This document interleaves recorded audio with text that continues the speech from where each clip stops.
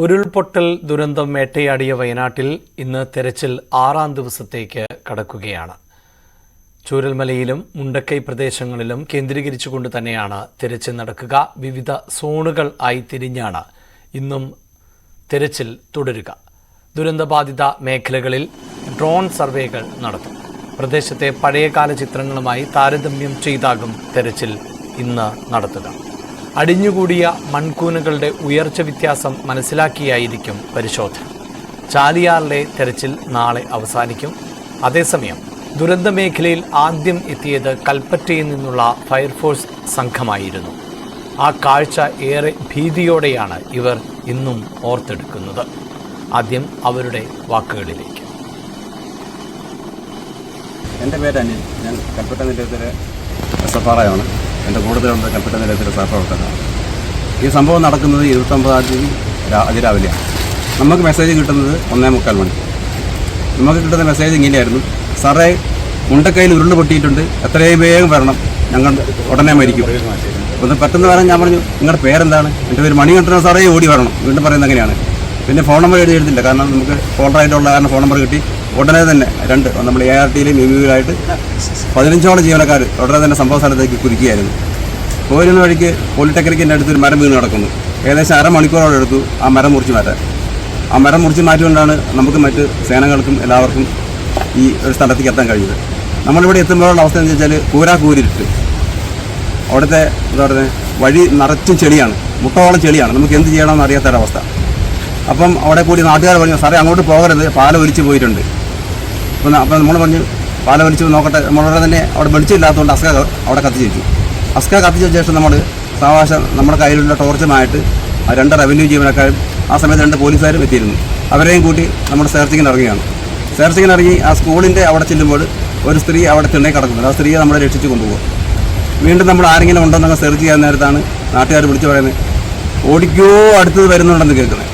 നമുക്ക് എന്താണെന്ന് മനസ്സിലായില്ല. ഞങ്ങൾ എന്തായാലും ശരി ഓടിക്കോ എന്ന് പറഞ്ഞതുകൊണ്ട് നമുക്ക് തോന്നി എന്തോ വലിയ സംഭവം നടക്കാൻ പോവുകയാണ്. ഉടനെ ഞങ്ങൾ ഓടുകയാണ്.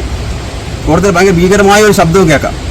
ഞങ്ങൾ ഓടി ചെന്ന് ഒരു ഗേറ്റ് കടന്ന്, ആ ഗേറ്റ് എന്താ ഭാഗ്യത്തിൽ പൂട്ടിയിട്ടില്ലായിരുന്നു. കറക്റ്റ് വഴിയിലേക്ക് കയറി ഞങ്ങൾ തേയിലത്തോട്ടത്തിലേക്ക് ഓടി കയറിയായിരുന്നു. തൊട്ട് പറയാതെ വലിയ മലവെള്ളപ്പാച്ചിൽ. അത് 2ാമത്തെ ഉരുൾപൊട്ടലായിരുന്നു. ആദ്യത്തെ ഉരുൾപൊട്ടിനേക്കാളും ഭീകരമായിരുന്നു 2ാമത്തെ ഉരുൾപൊട്ടൽ എന്നാണ് പിന്നീട് മനസ്സിലാക്കാൻ കഴിഞ്ഞത്. നമ്മൾ കയറിയ കുന്നും ആ സമയത്ത് കടന്ന് കിടുകിട വിറക്കുകയായിരുന്നു. തൊണ്ടയിലെ വെള്ളമെല്ലാം വറ്റിപ്പോയി നാവ് അണ്ണാക്കിലേക്ക് ഒട്ടുന്നൊരവസ്ഥയായിരുന്നു. വെള്ളം കുടിക്കാനില്ല. അവസാനം പെരുമഴയിൽ നാവ് നീട്ടിയാണ് തൊണ്ട നനച്ചത്. അപ്പം പിന്നീട് ഞങ്ങൾ നേരം വെളുത്തപ്പോൾ ഇറങ്ങി വരുന്ന കാഴ്ച, ഞങ്ങൾ നിന്ന സ്ഥലത്ത് മുഴുവനും വലിയ പാറക്കല്ലുകളും മരവുമായിരുന്നു. അപ്പം ആയുസിൻ്റെ ബലം കൊണ്ട്, ദൈവാനുഗ്രഹം കൊണ്ട് മാത്രമാണ് ഞങ്ങളിന്ന് ജീവനോടെ ഇരിക്കുന്നത്. അങ്ങനെ ഞങ്ങളങ്ങനെ കുന്നിൻ്റെ മുകളിൽ കയറി ഏകദേശം 1 മണിക്കൂറോളം പേടിച്ച് അവിടെ ഇരുന്നു. പിന്നീട് മനസ്സിലായി ഏകദേശം ഒഴുക്കിൻ്റെ ഒരു ഫ്ലോ കുറഞ്ഞിട്ടുണ്ട്. ഞങ്ങൾ താഴേക്ക് ഇറങ്ങി വന്നു. ടോർച്ചുമായിട്ട് അന്ന് കുന്നിൻ മുകളിൽ കയറി നിന്ന ആൾക്കാരൊക്കെ രക്ഷിച്ചു. അപ്പോൾ ഇതിൻ്റെ ഇടയ്ക്ക് ഞങ്ങൾ ആദ്യത്തെ പൊട്ടലിൻ്റെ സമയം കഴിഞ്ഞ ഉടനെ വരുന്ന സമയത്ത് ടോർച്ചടിച്ച് പലരും അവിടെ നിൽക്കുന്നുണ്ടായിരുന്നു. അപ്പം പിന്നീട് ഈ 2ാമത്തെ ഉരുൾപൊട്ടിന് ശേഷം അവരെ ആരെയും കാണുന്നില്ല. അപ്പോൾ അവിടെ മനസ്സിലായത് ആ ഉരുൾപൊട്ടിലാണ് അന്ന് ടോർച്ചടിച്ച് നിന്ന ആൾക്കാരൊക്കെ ഒഴുകിപ്പോയ സംഭവം.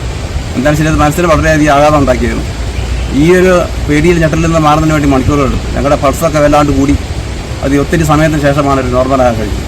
എങ്കിലും അതിൻ്റെ ഇടയ്ക്കും അവിടെ ഞങ്ങൾ ആ ടോർച്ച് കൊണ്ട് ഒത്തിരി ആൾക്കാരെ രക്ഷിക്കുന്നതിനുള്ള എല്ലാ ഏർപ്പാടുകളും ചെയ്തു. കുറേ ആൾക്കാരുടെ ജഡം കിട്ടി, കുറേ ആൾക്കാരെ ജീവനോടെ രക്ഷിക്കാൻ കഴിയും. ഏകദേശം നേരം എടുത്തതിന് ശേഷമാണ് മറ്റ് സേനകളൊക്കെ അവിടെ എത്തുന്നത്. അവർ നമ്മളോടൊപ്പം നല്ല രീതിയിൽ സഹകരിച്ചു. ഒത്തിരി നല്ല രീതിയിൽ പ്രവർത്തനം കൊണ്ട് ഏകദേശം അന്ന് വൈകുന്നേരത്തോടു കൂടി 600ഓളം ആളുകളെ നമുക്ക് സുരക്ഷിത സ്ഥാനത്തേക്ക് മാറ്റാൻ കഴിയും. അതിന് നമ്മൾ ആദ്യമായി ചെയ്തത് രാവിലെ തന്നെ ഒരു താൽക്കാലിക പാലം ഉണ്ടാക്കുകയുള്ളതാണ്. അതിനുവേണ്ടി നമ്മൾ അവിടെ ചുറ്റുമുണ്ടായിരുന്ന കവുങ്ങുകൾ വെട്ടി ആ പുഴയ്ക്ക് കുറുകെ ഇട്ടു. നമ്മുടെ ഒരു 2 ലാഡറുകൾ കൂട്ടിക്കെട്ടി നല്ല ബലവത്തായ ഒരു പാലമുണ്ടാക്കി. ആ പാലത്തിൽ കൂടിയാണ് എല്ലാ റെസ്ക്യൂ പ്രവർത്തനങ്ങളും 2 ദിവസമായി നടന്നത്. പിന്നീട് ആ ലാഡർ കുറേ ഭാഗം പൊട്ടിപ്പോയി. എങ്കിലും നമ്മൾ പറയുക, ആ ലാഡർ എത്ര നശിച്ചു പോയാലും ശരി, നമുക്ക് ഇത്ര ആൾക്കാരെ ജീവൻ രക്ഷിക്കാൻ കഴിയില്ലെന്ന് നമ്മൾ പറയുകയും ചെയ്തു. പിന്നീട് പിറ്റേ ദിവസവും വന്നും ബോഡിയും മറ്റു ആൾക്കാരെയും മറ്റ് ഭക്ഷ്യവസ്തുക്കളും എല്ലാം കൊണ്ടുപോയത് നമ്മൾ താൽക്കാലികമായി കെട്ടിയുണ്ടാക്കിയ ഹൊറിസോണ്ടൽ റോപ്പിലൂടെയാണ്. അതിലൂടെ നമുക്ക് ഒത്തിരി കാര്യങ്ങൾ ചെയ്യാൻ സാധിച്ചു. സേനയുടെയും മറ്റ് സേനാ വിഭാഗങ്ങളുടെയും എല്ലാ വിഭാഗങ്ങളുടെയും ഒത്തൊരുമയുള്ള പ്രവർത്തനം കാരണം നമ്മുടെ രക്ഷാപ്രവർത്തനം നല്ല രീതിയിൽ മുന്നോട്ട് കൊണ്ടുപോകാൻ കഴിയും. അപകടമുണ്ടായ സ്ഥലത്ത് ആദ്യം എത്തിയ ഫയർഫോഴ്സ് ഉദ്യോഗസ്ഥരുടെ പ്രതികരണം ആണ് കേട്ടത്. MS അനീഷ് കുമാർ ചേരുന്നുണ്ട്. അനീഷ്, 6ാം ദിവസത്തിലേക്ക് തിരച്ചിൽ കടക്കുന്നു. നേരത്തെ പ്രതികരിച്ച ഫയർഫോഴ്സ് ഉദ്യോഗസ്ഥർ അവർ അപകടത്തിന്റെ തുടക്ക സാഹചര്യമാണ് വിശദീകരിച്ചത്. പിന്നീട് നിരവധി ആളുകളെ സേനയുടെ ഉൾപ്പെടെ സഹായത്തോടുകൂടി അവിടെ നിന്ന് മാറ്റി. ഇന്ന് 6ാം ദിവസത്തിലേക്ക് കടക്കുമ്പോൾ കൂടുതൽ മൃതദേഹാവശിഷ്ടങ്ങൾ ഉണ്ടോ എന്ന പരിശോധനയ്ക്ക് തന്നെയാകുമല്ലോ ഊന്നൽ നൽകുക. റഡാർ പരിശോധന ഇന്ന് നടത്തും എന്നുള്ളതാണ് വിവരം. മറ്റെന്തെല്ലാമാണ് കൂട്ടിച്ചേർക്കാൻ സാധിക്കുന്നത്?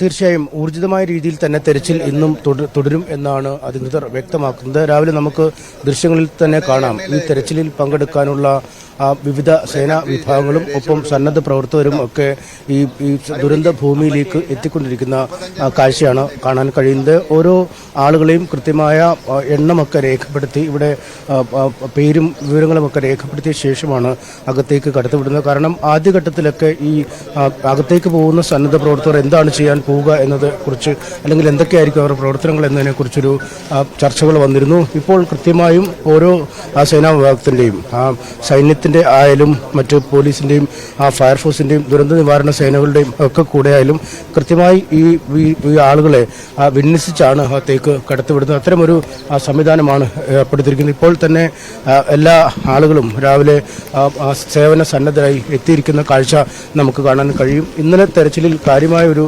പുരോഗതി ഉണ്ടാവാതിരുന്ന ഒരു സാഹചര്യം കൂടി ഈ ഘട്ടത്തിൽ പരിഗണിക്കണം. കാരണം ഒറ്റ മൃതശരീരം മാത്രമാണ് ഈ ദുരന്ത ഭൂമിയിൽ നിന്നും ഈ ഭാഗത്തു നിന്നും കണ്ടെടുക്കാൻ കഴിഞ്ഞത്. അവശേഷിക്കുന്ന 3 ചാലിയാർപ്പുഴയുടെ തീരത്തു നിന്നും ആണ് കണ്ടെത്തുകയും ചെയ്തത്. അതുകൊണ്ട് തന്നെ ഇന്നും ആ രീതിയിലുള്ള ഒരു തെരച്ചിലേക്ക് തന്നെ ഇവിടെ പോവും. പക്ഷേ എത്ര ദിവസത്തേക്ക് ഈ തെരച്ചിൽ തുടരുമെന്ന കാര്യത്തിലൊരു തീരുമാനം പിന്നാലെ വരുമെന്നാണ് അറിയാൻ കഴിയുന്നത്.